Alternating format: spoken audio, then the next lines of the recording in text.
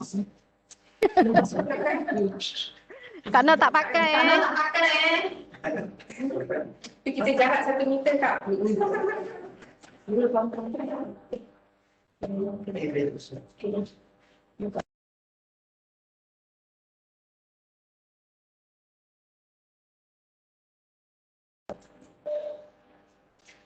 Okey, kita boleh teruskan Kak Noi. Okey, insyaAllah. Okey, insyaAllah. Okey. Bismillahirrahmanirrahim. Assalamualaikum dan selamat sejahtera. Okey, selamat kembali kepada para peserta untuk slot yang kedua bagi TVET Renong Siri Webinar 2021 pada hari ini. Okey. Saya Nurul selaku moderator untuk slot yang kedua ini dan bersama saya Timbalan Penggarang Unit Naziran seraya Puan Ashura Liza binti Salim. So kita bersama-samalah dengan panel satu-satunya panel untuk slot yang kedua ini. Okey. Alhamdulillah bersyukur kita kehadrat Allah kerana dengan izinnya kita dapat meneruskan TVET Renong Siri Webinar 2021 pada hari ini yang kedua. So selepas ini akan ada yang ketiga pada belah petang. Okey, bersamaan hari ini 3 Ramadan.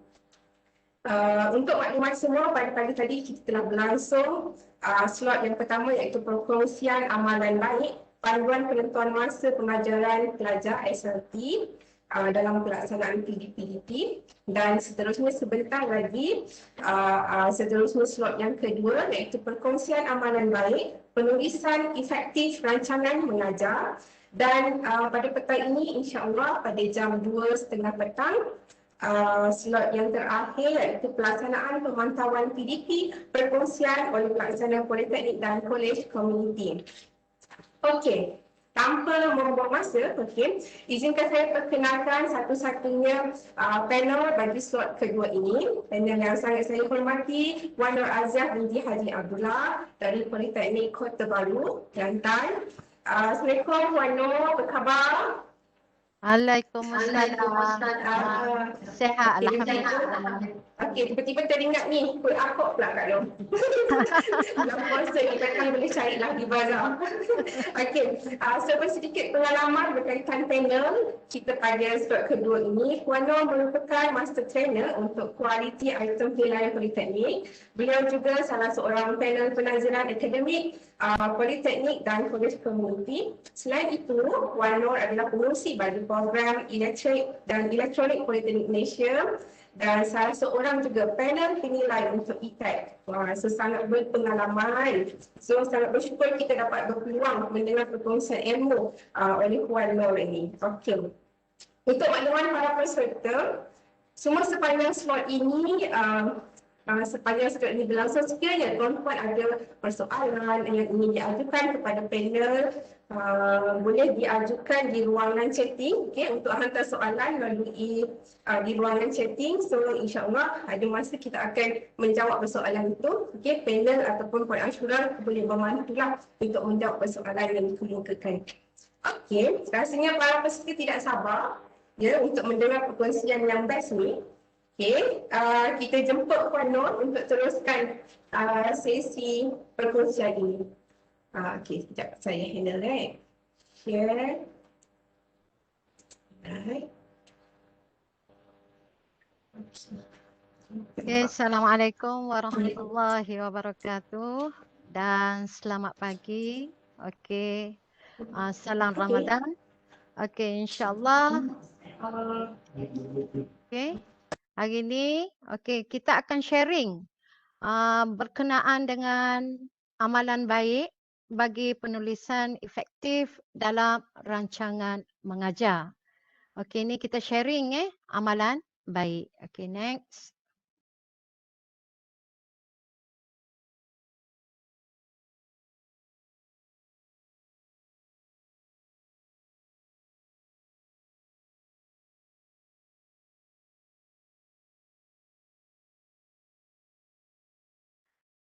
Dalam kita menulis rancangan mengajar ni, itu kandungan yang kita kena tahu, penulisan efektif dalam rancangan mengajar. Kita kena tahu beberapa perkara, terutamanya definisi rancangan mengajar itu itself, kepentingan penyediaan rancangan mengajar, cara penulisan rancangan mengajar, impak penyediaan rancangan mengajar. Bagi kita pensyarah di Politeknik ataupun di College Community, pastikan perkara ini merupakan kita punya core dalam PDP kita. Okay, next. Okey, definisi rancangan mengajar ataupun RM merupakan rangka kerja ataupun aktiviti pengajaran dan pembelajaran yang perlu disediakan oleh pensyarah di bilik kuliah atau makmal dalam satu jangka masa yang telah ditetapkan. Okay, next.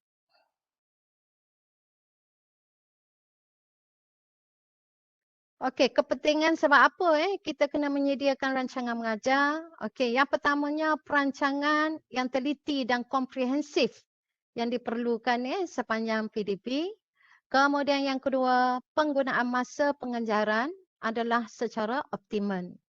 Kemudian yang ketiga, merancang bahan-bahan pengajaran yang dapat disesuaikan dengan kehendak kurikulum. Seperti mana yang kita tahu, kurikulum kita adalah kurikulum OBE Okey, di mana kurikulum yang telah ditetapkan dan mengikut minat serta kebolehan pelajar. Kemudian yang keempat, menentukan strategi ataupun aktiviti yang terbaik bagi menyampaikan pengajaran yang bersesuaian dengan pelajar ke arah penambahbaikan. Ini adalah terlibat dari segi CQI semasa PDP ya. Okey, next.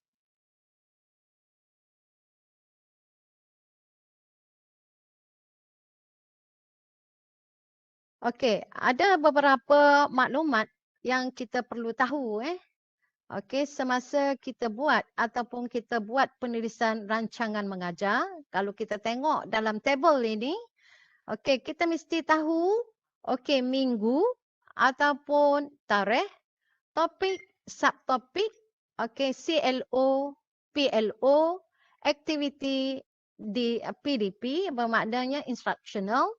Kemudian cara kita buat assessment, tarikh pelaksanaan dan kemudian refleksi.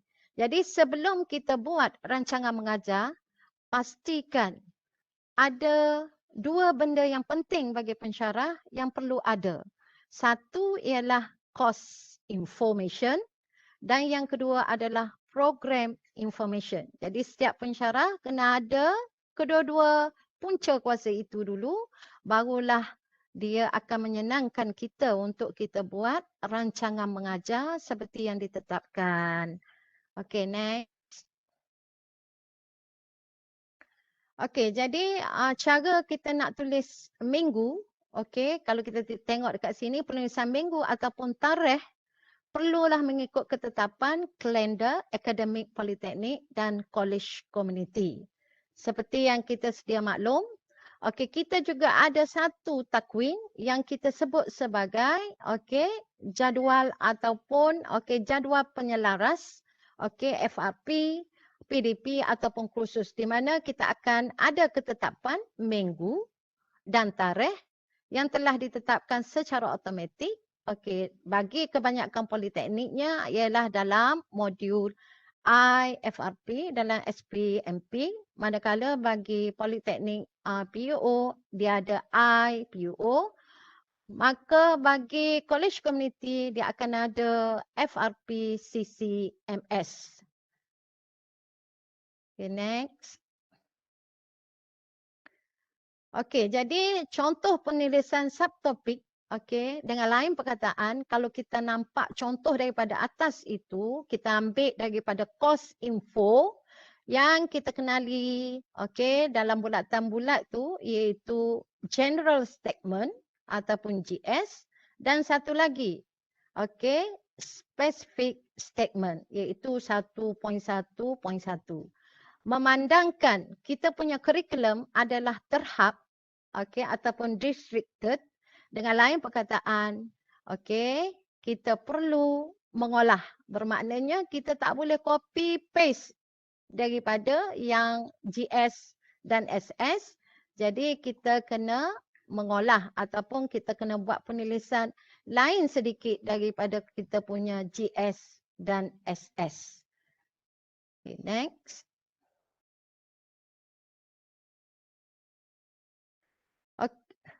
Okey, jadi untuk pengetahuan semua, okey, kita kena olah tadi daripada GS dengan SS tadi, kalau tuan-puan tengok di bawah subtopik, okey, dan juga topik itu kita dapati dah tak ada angka 1.1 ataupun 1.1 and etc.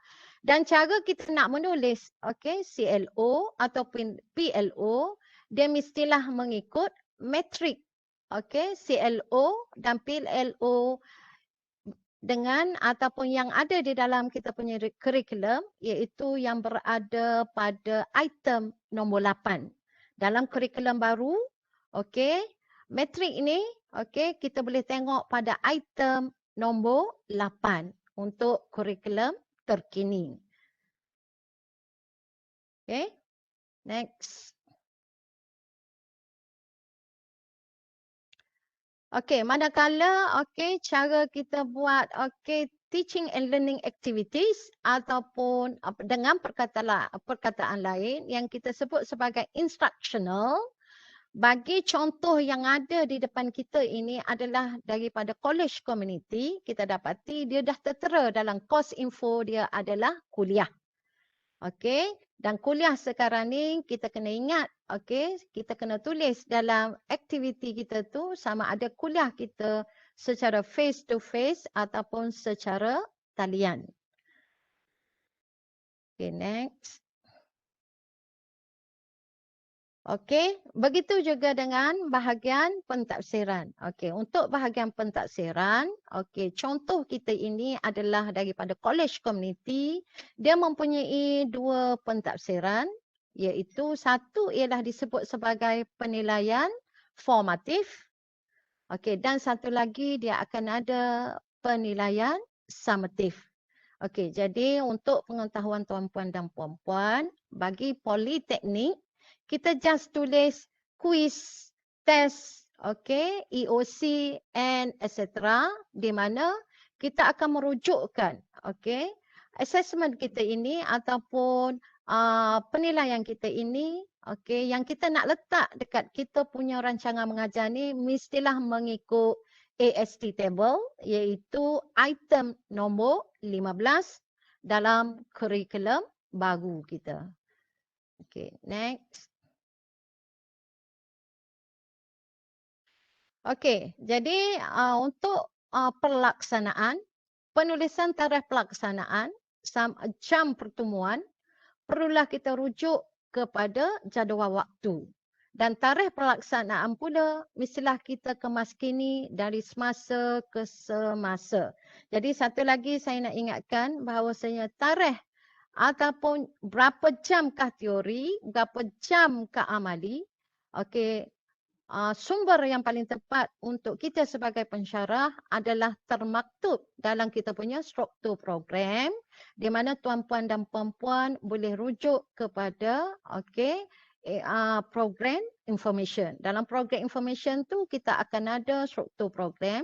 Di dalam struktur program tu akan dinyatakan berapa jamkah kuliah, berapa jamkah amali, berapa jamkah tutorial ataupun lain-lain implementation. Jadi kita kena hati-hati sebab pelaksanaan kita ni kita kena ingat untuk kurikulum baru, okey, sebagai yang tuan-puan dan tuan-puan tahu, okey, kita hanya akan gunakan 14 minggu, manakala masih lagi ada politeknik yang akan menggunakan jadual yang lama, tarikh ataupun aktiviti kita berapa minggu.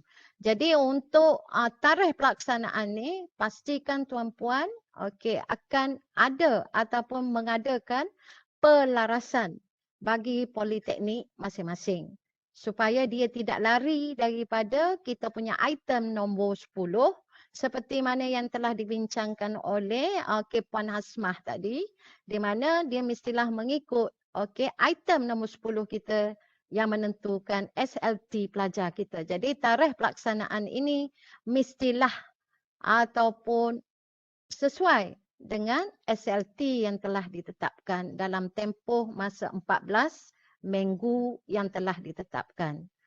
Okey, next.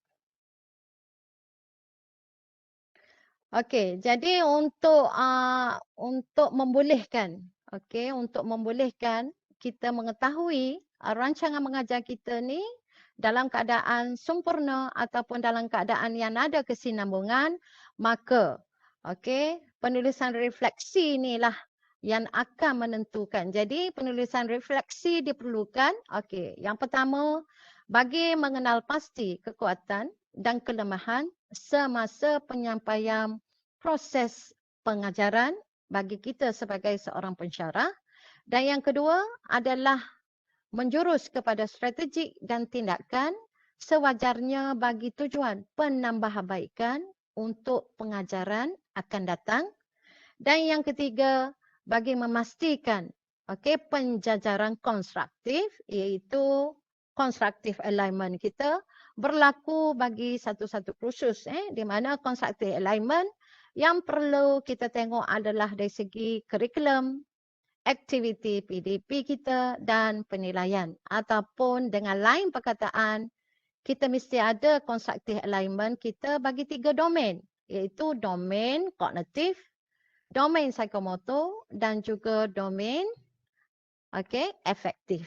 Jadi domain-domain itulah akan menentukan kita punya constructive alignment berlaku ataupun tak bagi satu-satu kursus dengan kita menulis refleksi kita di dalam RM. Okay, next. Okay, jadi contoh amalan apa yang kami lah dekat di PKB ataupun mana-mana politeknik, saya rasa kebanyakannya kita apabila minggu yang pertama kita kena hati-hati minggu ini, terutamanya untuk pelajar SEM 1, penerangan kepada pelajar tu kita kena bagi tahu yang paling penting adalah student study guides ataupun ringkasan dia adalah SSG. Ataupun setengah politeknik ataupun college community, dia panggil juga, kalau tak silap saya di college community dia panggil kontrak. Jadi student study guides ni seseorang pensyarah kena explain berkenaan dengan sinopsis kursus berkenaan, course learning outcome yang ada di dalam kursus berkenaan, dan juga mapping kepada PLO, dan juga assessment apakah yang kita lakukan sepanjang semester berkenaan. Bermakna dalam tempoh 14 minggu itu, apakah penilaian yang akan berlaku. Dan begitu juga buku rujukan tentang kursus berkenaan. Jadi saya mohonlah kepada semua pensyarah sama ada di politeknik dan di college community, terutamanya bagi pelajar semester 1, perlulah buat penerangan dengan jelas. Selain daripada ini juga, tuan-puan dan puan-puan, selain daripada yang ada di dalam SSG ini juga, bagi pelajar semester 1, semasa perjumpaan yang pertama, kita juga boleh explain about apakah future career dia orang. Jadi future career dia bagi satu-satu program tu, tuan-puan boleh tengok dalam program information yang telah tuan-puan ada.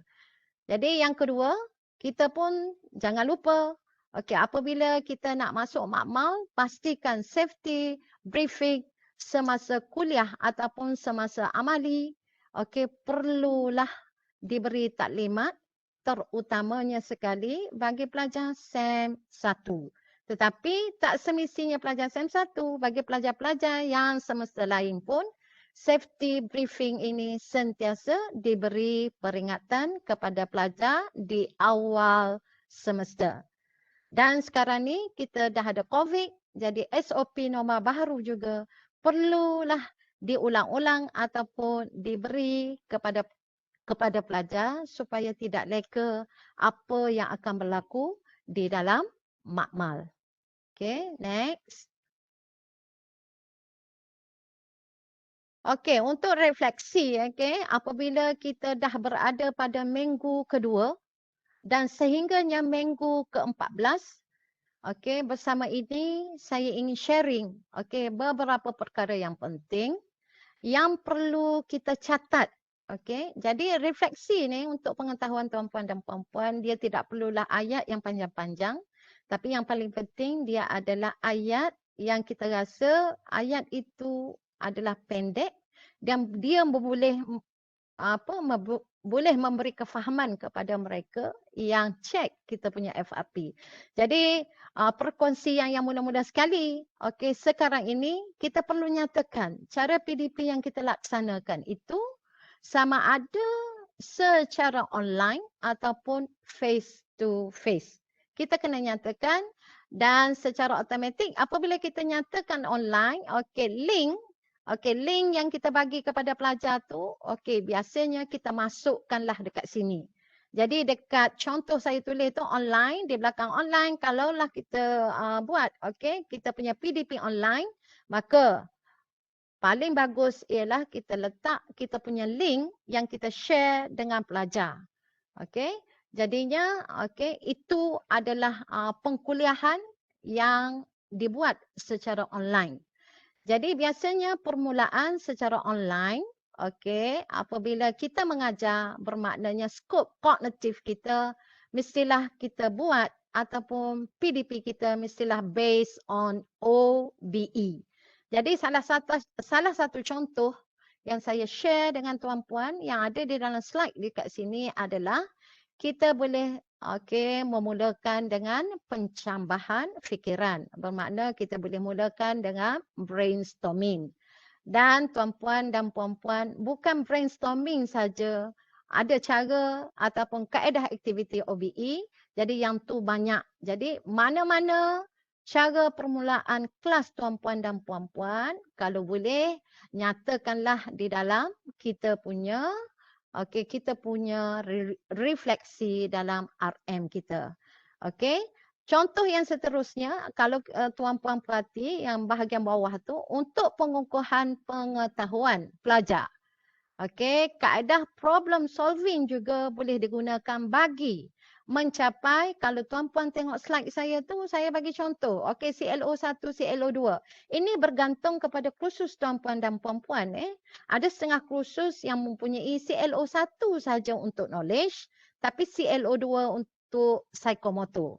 Jadi tuan-puan dekat sini adalah bergantung kepada kursus tuan-puan dan puan-puan. Tidak semestinya tuan-puan tulis sampai 2, tapi sekiranya semasa PDP tuan-puan dia melibatkan 2 CLO, maka kena nyatakanlah tuan-puan punya CLO yang melibatkan pengkuliahan tuan-puan dan puan-puan dan jangan lupa kita kena tahu kalau tuan-puan tengok dalam kita punya slide tu yang berwarna merah tu, mana-mana CLO yang berkaitan dengan domain kognitif saja yang perlu kita tulis untuk pengkuliahan kita. Jadi contoh yang seterusnya untuk kita, sekiranya kita dapati pelajar ada masalah dan tidak faham. Ataupun tuan-puan boleh tetapkan permulaan kuliah, tuan-puan boleh buat penilaian formatif. Kita kena tahu semasa penilaian, kita ada 2 penilaian iaitu penilaian formatif dan penilaian summative. Jadi untuk kefahaman ataupun untuk meningkatkan lagi kefahaman pelajar-pelajar kita tentang kita punya PDP kita, kita boleh menggunakanlah penilaian formatif. Jadi penilaian formatif yang saya tunjuk dekat sini adalah secara Kahoot. Selain daripada ini juga kita boleh ambil soalan pasya ataupun kita boleh ambil soalan kuis, tetapi kita kena ingat penilaian formatif ini kita tidak memberi grade. Kita boleh menilai, kita boleh marking. Apabila kita kata kita membuat penilaian, bermaknanya kita boleh marking untuk pengetahuan student. Sama ada dia dah faham ataupun tak. Tapi kita kena pastikan bahawasanya penilaian formatif yang kita buat ini, kita tidak akan memberi grade. Dan satu lagi perkara, Okey, dan kita kena ingat soalan-soalan ni pastikanlah kita simpan di dalam fail khusus kita supaya ia boleh dijadikan bukti.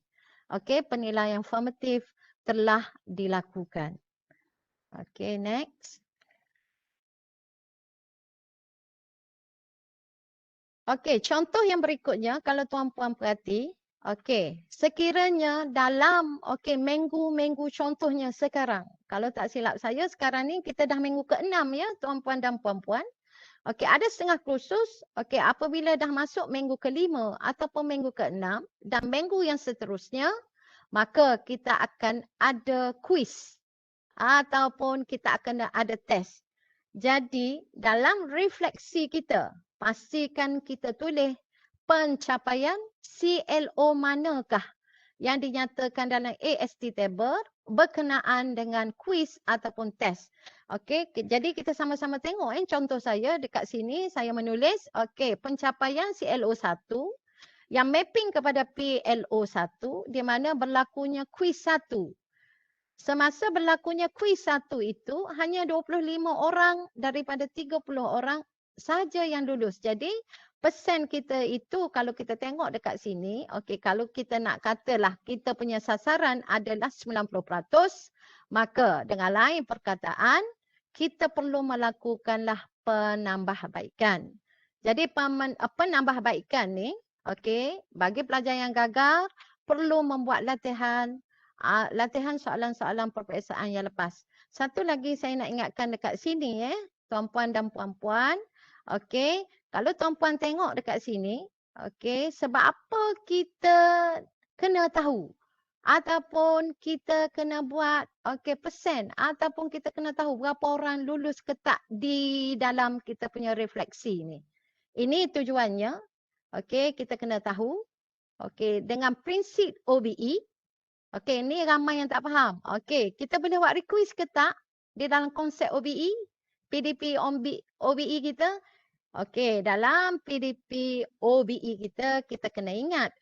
Request, retest, apa-apa yang berkataan dengan itu biasanya tidak dibenarkan. Tetapi dari ciri-ciri OBE iaitu apa agak-agak?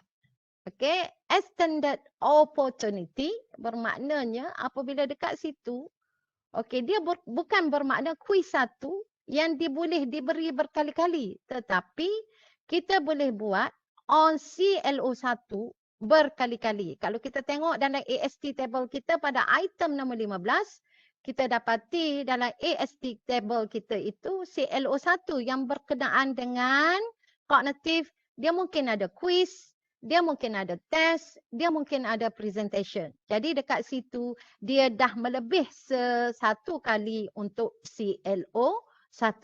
Jadi dengan kita buat penulisan begini, jadi kita kena inform kepada pelajar bermaknanya tiada kuis dan tiada request. Dengan lain perkataan untuk next quiz, pelajar berkenaan haruslah buat penambahbaikan dalam proses pembelajaran. Okey. Jadi tuan-puan dan puan-puan, sebagaimana yang kita tahu, refleksi ni, seminggu lepas tu baru kita buat refleksi ya tuan-puan dan puan-puan. Bukan pada hari yang kita buat kuis terus kita buat refleksi. Kecuali ianya dalam bentuk kahut, senanglah kita nak dapat. Tetapi sekiranya dilakukan secara face to face, kita kena mengambil masa, biasanya tempoh yang diberi untuk kita inform kepada pelajar seminggu selepas kita menjalankan kuis berkenaan. Jadi refleksi ini, kita tulis setelah kita melakukan proses penilaian kuis 1 iaitu selepas seminggu ya tuan-puan dan puan-puan. Jadi kalau kita nak tetapkan ataupun kita nak buat refleksi mana-mana sekalipun, kita kena tulis kita kena tulis sekiranya pelajar kita dapati ada kelemahan dalam CLO ini, maka kita kena inform kepada pelajar berkenaan supaya pelajar-pelajar kena lebih berhati-hati untuk skor dalam item-item penilaian yang berikutnya seperti di dalam AST table. Okay, next. Okey, Fadlo, ada pertanyaan daripada di ruangan chat ni. Ya. Adakah kita perlu menyatakan tahap pengujian tersebut? Contohnya cognitive domain, C1, C2 dan lain-lain. Okey. Yang domain tu, okey, C1, C2, C3 itu dalam soalan kita dah tulis kan? Dalam soalan kita dah tulis, jadinya kalau tuan-puan nak buat analisa detail boleh. Tetapi bagi saya, okey, domain mana-mana tu tak payahlah ditulis dekat kita punya refleksi ini. Memailah di dalam kita punya okey kertas soalan sekiranya tuan-puan terasa. Okey, contohnya bagi domain C3, okey, persen dia terendah. Boleh, tuan-puan boleh tulis di dalam refleksi ini, okey, C3 perlu membuat penambahbaikan. Tetapi kita kena ingat, okey, biasanya untuk cognitive domain, okey, biasanya kita hanya ada satu CLO saja. Jadi kita kena ingat dalam penilaian kita, dominan kita adalah pada C3. Jadi bagi mana-mana pensyarah, okey, dia terasa, okey, dia nak tulis pun tak ada masalah. Tak ada masalah. Okey, terima kasih Fadlo. Terima kasih juga kepada Encik Muhammad Nazli atas soalan itu. Okey, kita teruskan untuk slide seterusnya Puan. Ya. Okey. Okey. Okey, Puan. Now kita tengok macam manakah kita nak tulis. Okey, refleksi untuk bengkel ataupun makmal. Untuk makmal ataupun dalam bengkel ni, untuk pengetahuan tuan-puan dan puan-puan. Okey, terutamanya bengkel. Kalau bengkel di awal kelas, pelajar perlu diberi taklimat tentang, okey, taklimat tentang kesihatan, tentang keselamatan dan juga tentang amali yang hendak dijalankan. Bermaknanya kita kena bagi tahu kepada pelajar terutamanya bengkel, contohnya untuk kejuruteraan elektrik, okey, bengkel pendawaian. Jadi kita kena bagi tahu kepada pelajar, okey, semasa proses PDP kita apa, bermakna berkaitan dengan okey keselamatan. Tetapi dalam refleksi kita just boleh tulis seperti yang saya bagi contoh. Bermakna di awal pelajar diberi taklimat tentang amali yang hendak dilakukan dan juga okey taklimat keselamatan. Okey, apabila untuk refleksi, okey, untuk bengkel pastikan okey kita tulis tajuk dia. Okey, pastikan kita kena tulis tajuk. Contohnya yang saya bagi tahu dekat sini adalah tajuk dia. Okey, voltmeter, ammeter, multimeter. Saya minta maaf. Okey, tajuk ni berkaitan dengan orang elektrik sebab saya orang elektrik. Okey, jadi untuk mencapai okey CLO2 ni saya bagi contoh ada setengah khusus okey CLO2 ini bukan bengkel Jadi pastikan yang kita tulis dekat untuk bengkel dan makmal, dia adalah berkaitan dengan CLO untuk psikomotor saja. Boleh tuan-puan dan puan-puan, saya ulangi sekali lagi. Okey, ia hanya berkaitan dengan okey domain ataupun CLO yang berkaitan dengan psikomotor sahaja.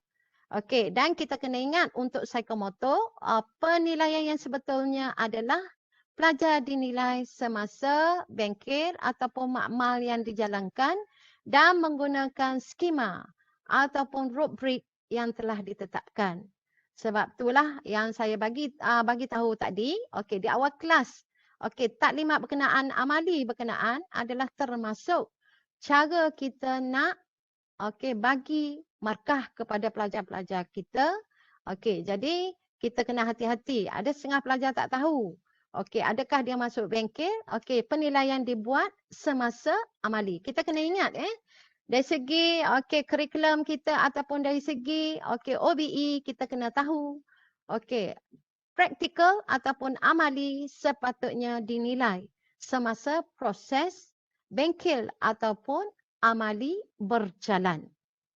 Jadi kita kena ingat tu.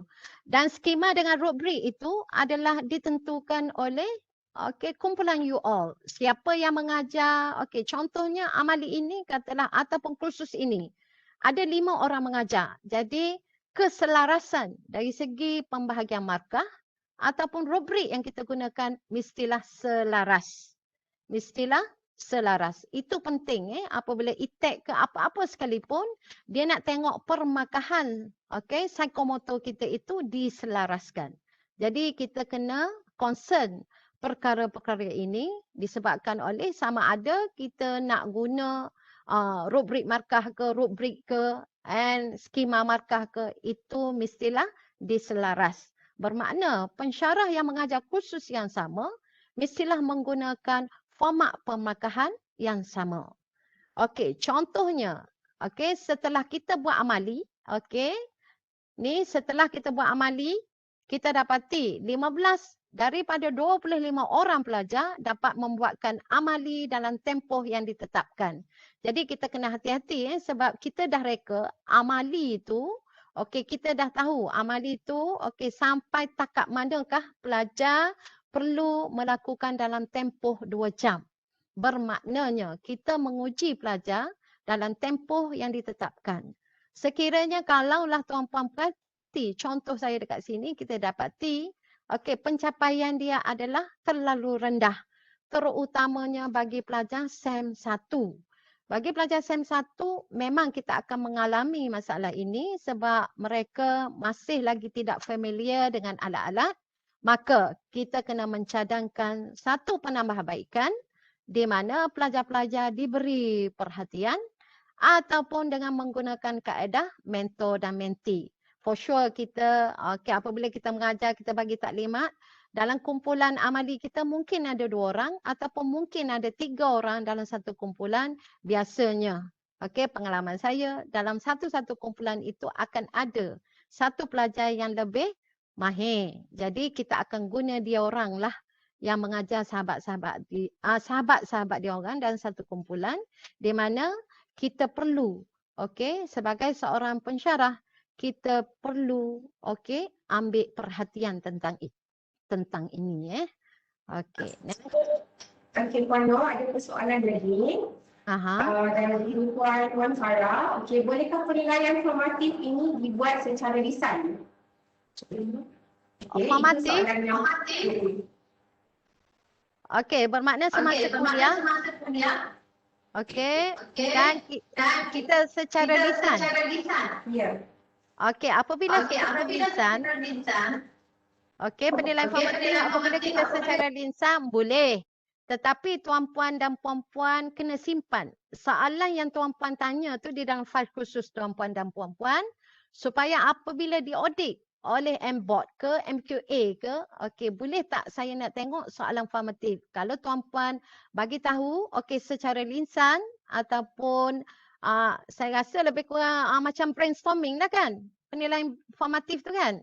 Jadi kalau boleh brainstorming tu cara kaedah dia ialah kita guna semasa permulaan kelas. Tapi untuk kefahaman tuan-puan dan puan-puan, kalau nak jadikan soalan tu soalan formatif, pastikan tuan-puan kena ada soalan tu. Walaupun secara lisan. Dan tuan-puan kena simpan soalan tu. Okey Puan Nur, yang keduanya, sebagai contoh dalam table assessment, hanya domain taksonomi C2 dan C3 sahaja yang diuji. Maka bolehkah pensyarah menguji pelajar menggunakan domain taksonomi C1? Boleh.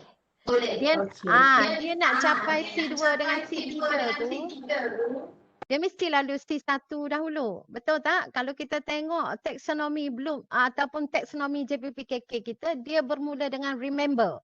And then after that, dia pergi kepada understand. And then barulah dia boleh apply. Bagi saya, kita boleh tanya. Tak ada masalah. Bermulanya C1, muncul C2 dan baru C3. Boleh, tak ada masalah.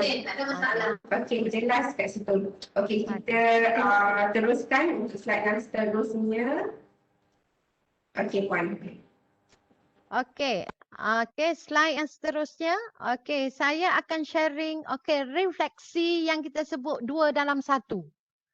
2 dalam 1 ni bermakna kita nak, okey, ada setengah amali dia punya efektif domain dia adalah pada communication skill.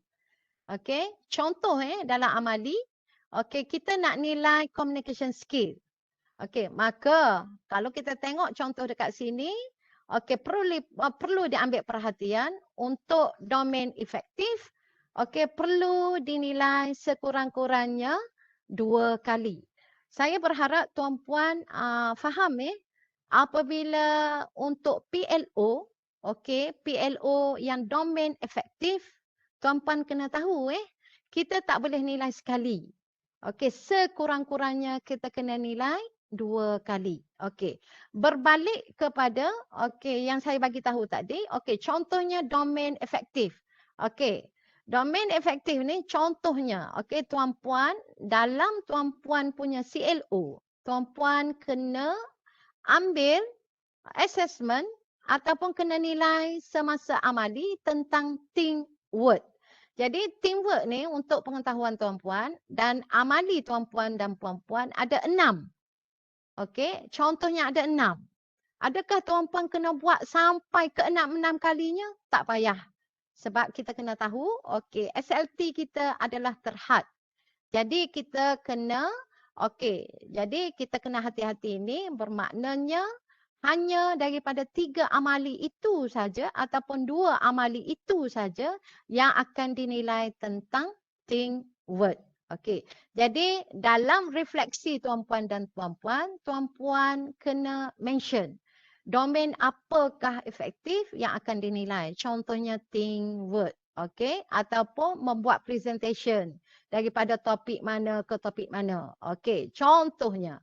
Okey, pencapaian adalah 15 daripada 25 orang, didapati 15 orang dapat melakukan persembahan yang baik bagi CLO3, PLO6 ataupun PLO7, di mana kita dapati persen dia ni adalah terlalu rendah.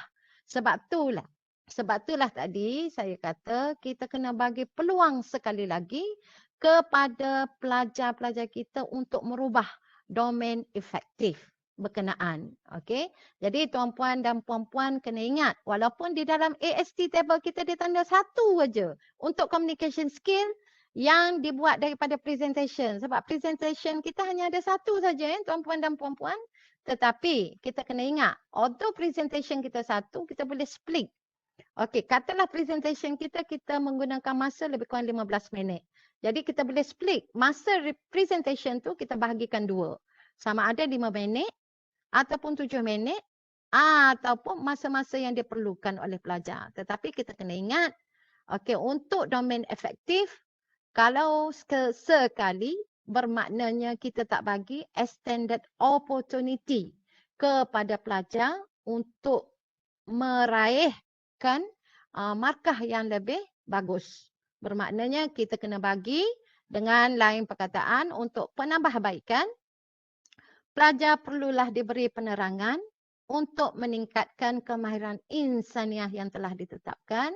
Dan kita kena ingat untuk kita nilai, untuk kita nilai, domain efektif, kita perlulah menggunakan rubrik yang sesuai dalam domain yang kita ataupun PLO yang kita nak nilai. Jadi, contoh rujukan rubrik, kita boleh tengok dalam buku banyak sebenarnya. Tetapi saya nak ingatkan, untuk rubrik yang kita guna sekali lagi, kita haruslah selaras bagi politeknik ataupun kursus masing-masing. Kepentingan keselarasan tu perlu memandangkan untuk kita memperolehi penilaian, dengan lain perkataan, markah bagi CLO berkenaan itu adalah fair dan betul semasa kita melakukan assessment. Jadi, jadi saya berharaplah tuan-puan dan puan-puan sebenarnya ada lagi cara penulisan yang lebih baik. Tetapi kita kena ingat, cara penulisan kita ini mestilah reflect apa yang kita telah dapat dan apakah yang akan kita lakukan untuk next class. Jadi saya berharaplah Okey, dengan kita buat penulisan ini, okey, contohnya bagi domain kognitif, domain psikomotor dan domain efektif, sekurang-kurangnya dia menjadi panduan kepada kita untuk the next class. Okey. Next. Okey, sebelum mencerah kejap penuh, ada satu Ya. lagi soalan. Ya. Jika domain efektif perlu diuji sekurang-kurangnya 2 kali, adakah perlu merekod kedua-dua markah tersebut dalam sistem? Okey. Dia macam ni. Okey.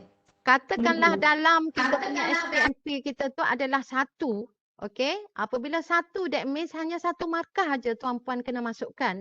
Apabila satu markah, sekiranya tadi saya sebut, kita kena buat sekurang-kurangnya 2 kali. Dia ada beberapa keadaan. Sama ada yang pertama, kita nak ambil purata. Ataupun kita nak ambil yang tertinggi. Ataupun kita rasa okey pada keadaan berkenaan, okey benda-benda ni tuan-puan dan puan-puan kena selaras. Yang penting adalah selaras. Walaupun markah dia satu, tuan-puan boleh pilih mana-mana keadaan. Saya harap menjawab tu.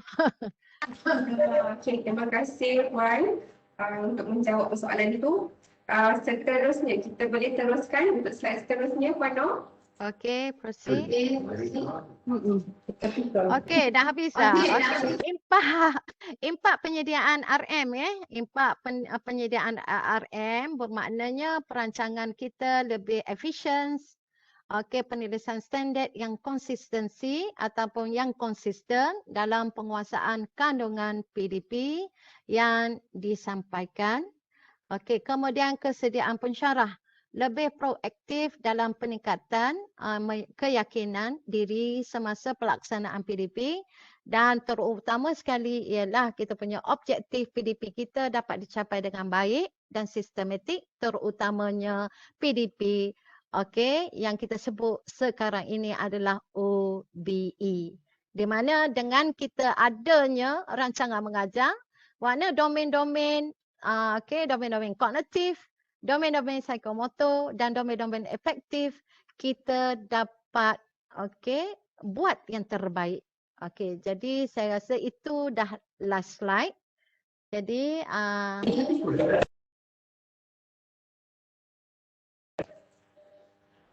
terima kasih Puan Noh. Jutaan terima kasih diucapkan kepada Puan Noh atas perkongsian ilmu tentang penyediaan rancangan mengajar. Dengan jelas sekali bagi saya, kesimpulan di sini definisi rancangan mengajar, saya pasti semua peserta dapat faham dengan jelas betapa pentingnya penyediaan rancangan mengajar ini kepada kita, para pensyarah agar lebih efisien dan tersusun dalam menjalankan tugas hakiki kita. Selain itu, rancangan mengajar ini juga adalah salah satu dokumen sokongan untuk kenaikan pangkat, dan kemudian dia memudahkan juga untuk proses audit. So harapnya dengan perkongsian ini para pensyarah dapat menghayati dan menjiwai peranan kita sebagai pensyarah demi meningkatkan kualiti pelaksanaan PDP di institusi. Okey Puan Noh, terima kasih banyak-banyak sekali lagi. Okey, saya mohon maaf. Sekiranya ada tersalah dan terkasar bahasa, okey, itu hanyalah sharing untuk penambahbaikan kita. Jadi yang lemah tu dari saya mohon maaf. Okey, terima kasih Puan Noh. Untuk makluman semua, sesi rakaman ini boleh didapati di www.sap.edu.my.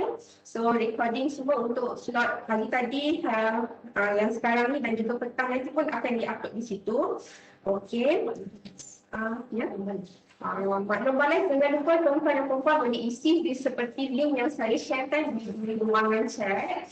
Okey. Dan jangan lupa petang ni 2:30 petang untuk sesi penutup pelaksanaan pemantauan PDP pula. Dan juga ada pengarah. Dan sesi penutup tu bersama dengan pengarah kita Nafiat Cik Nur Azizan. Okey. Akhir kata dari saya. Okey.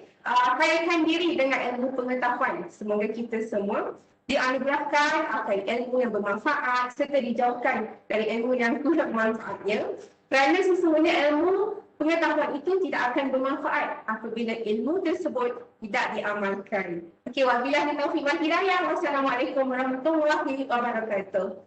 Bye.